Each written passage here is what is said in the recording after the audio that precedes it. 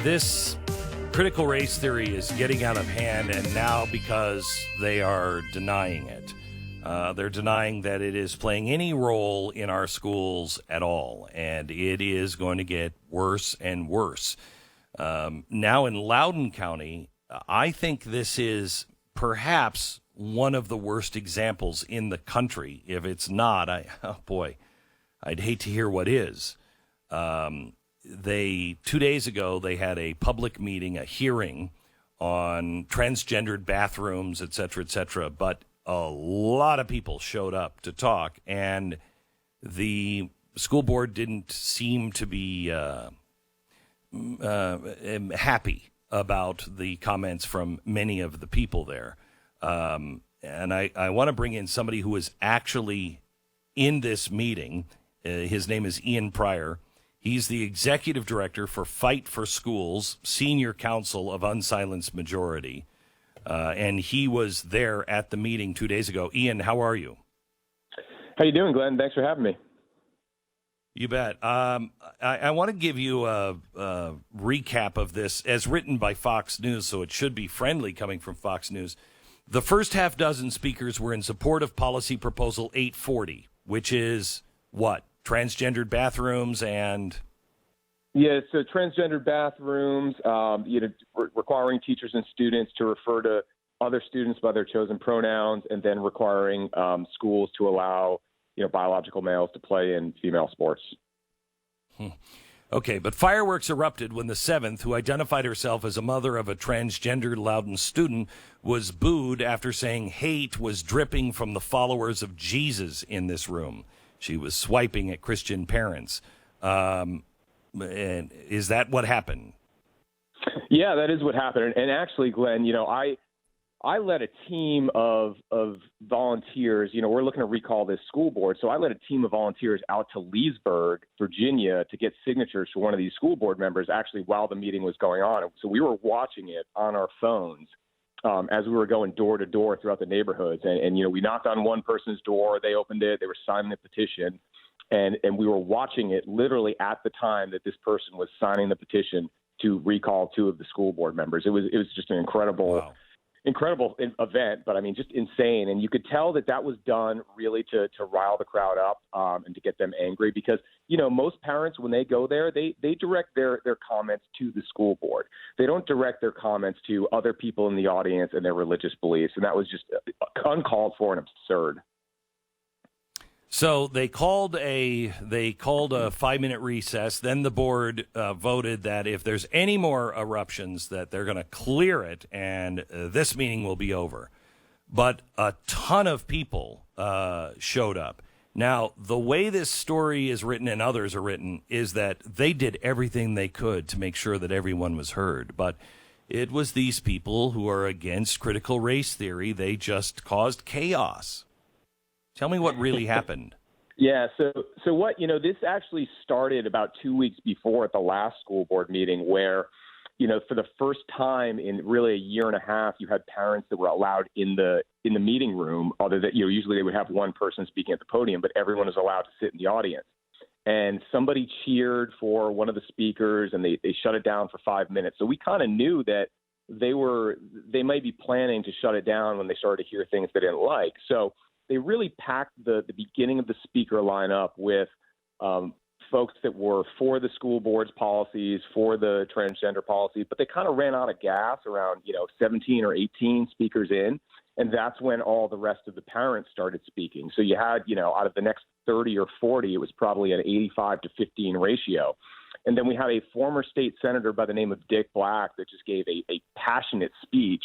And, everybody applauded. And that's pretty much what happened. And they shut it down because of applause. And, my contention is applauding is a form of expression, and you are expressing support for the speaker. That's a First Amendment right. When you shut down that meeting because of that, you just violated the First Amendment rights of everybody in that room. Well, you clearly have. Now, are they going to have more public hearings? Because one of the things revolves around a teacher that said, "Look, it is immoral and wrong to call a little boy a girl if that's what he wants to be called. I won't do it. And I think it's also wrong to have bathrooms where anybody can go into any bathroom. He said that's also wrong. And he was, I don't think he was fired. He was suspended for saying that, right? That's right. He went there on his own time as a resident of Loudoun County about, I think, a month ago to speak his concerns. The public comment, they requested public comment on the policy. He gave public comment. He didn't say anything inappropriate. He was put on administrative leave.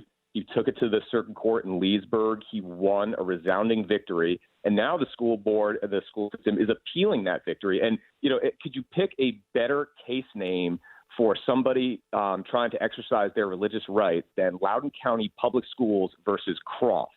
That is the case name of the Virginia Supreme Court case. So what happened to this county used to be pretty reliably red. It was only like 8 points in favor of the Republicans, but that's quite a large spread. Then I think Loudoun County went, 25 points for Biden this time. How is this county so far off track so quickly? Well, I think what you're seeing is the growth of the bureaucracy in Washington. And so you have, Fairfax, Arlington, Alexandria counties have traditionally been blue. But as these things have grown, as these counties have grown, people have started to move out to Loudoun County where they could get more space. And Loudoun County was renowned for its public school system. That's why I came out here in 2018. But unfortunately, all these people coming in from Fairfax and Arlington brought their politics with them, as we see so often in this country. And that, I think, is what has resulted in the dramatic shift to the blue side. So the superintendent, Scott Zigler, has said that this is nothing more than a dog whistle politics. That all of this stuff about CRT is nonsense, and people are being ginned up by using dog whistles.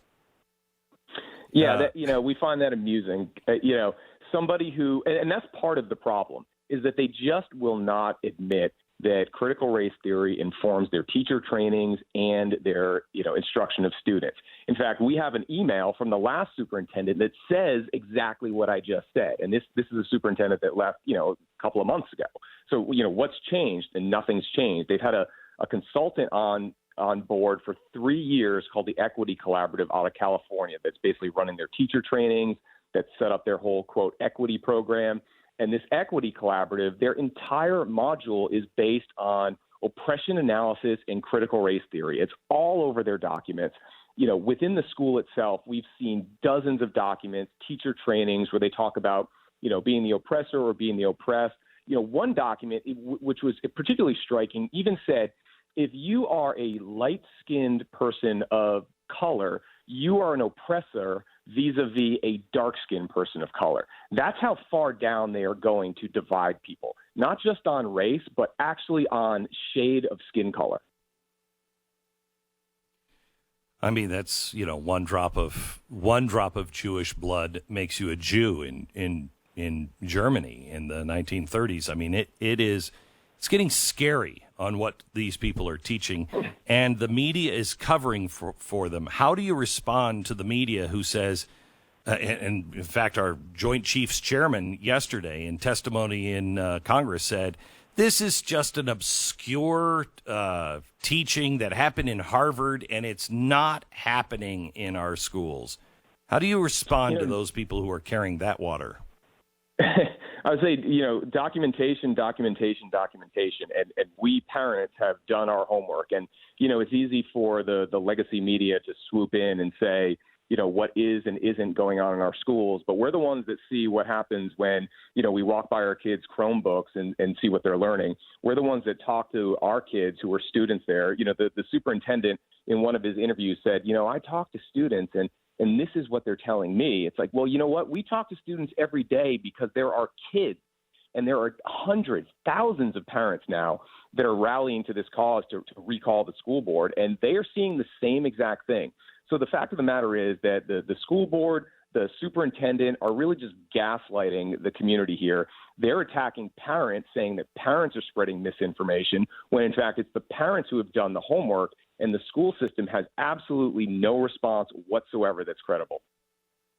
So when they come out to attack you, they say, well, you were somebody who was involved in politics, and this is proof positive that you can't listen to him. He's clearly nothing but a Republican operative. How do you respond? Yeah, I love that attack line. I worked for Republican organizations and the Justice Department for 6 to 8 years, give or take. I've been a parent for 8 years, and I'm going to be a parent for the rest of my life. That is where my priority lies. Second of all, I wasn't planning on getting involved in this fight until you had a private Facebook group that had 6 school board members that planned a campaign to target parents with illegal activities, and I found myself on that list. So you can be sure that I'm not going to sit there and take it lightly. And, really what happened was it was maybe 6 to 8 of us parents that really just got on somebody's back porch and said, all right, this is enough. This school board has ignored and mocked parents that were trying to get schools reopened. Now they're taking part in these secret Facebook groups where parents are being attacked, doxxed, targeted. It's time for them to go. And, sure, I utilize the skills that I've learned through working in politics and as a lawyer over the years. That's to be expected. But this is truly, I don't even know if we can call it a grassroots campaign. It's probably a back deck campaign, because that's really where it started.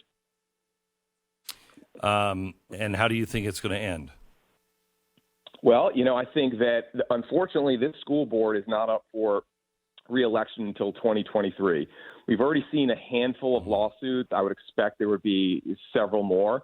We're trying to recall 6 school board members. We've made amazing progress in 6 weeks. In fact, it's gone faster than I even planned for. We're at close to 90% of required signatures for one of those school board members. Cow. And ultimately, once we get those signatures, then unlike in California, we have to take it to court, and the court will decide if these school board members, abused their office, neglected their duty, or were incompetent in the performance of their office. So this is going to end up in court sooner or later on multiple levels: recall, First Amendment issues, all the things that are swirling out there. So I'm just not sure how this board is going to be able to credibly function in a representative fashion for this community going forward. I can't thank you enough for standing up locally in your own community. This is the only chance we have of winning and making sure that our Constitution and our Bill of Rights apply to every single American.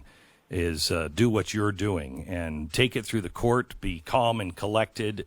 Use wisdom and knowledge, and let the system grind it out. Ian, thank you so much. Thank you very much, Glenn. You bet.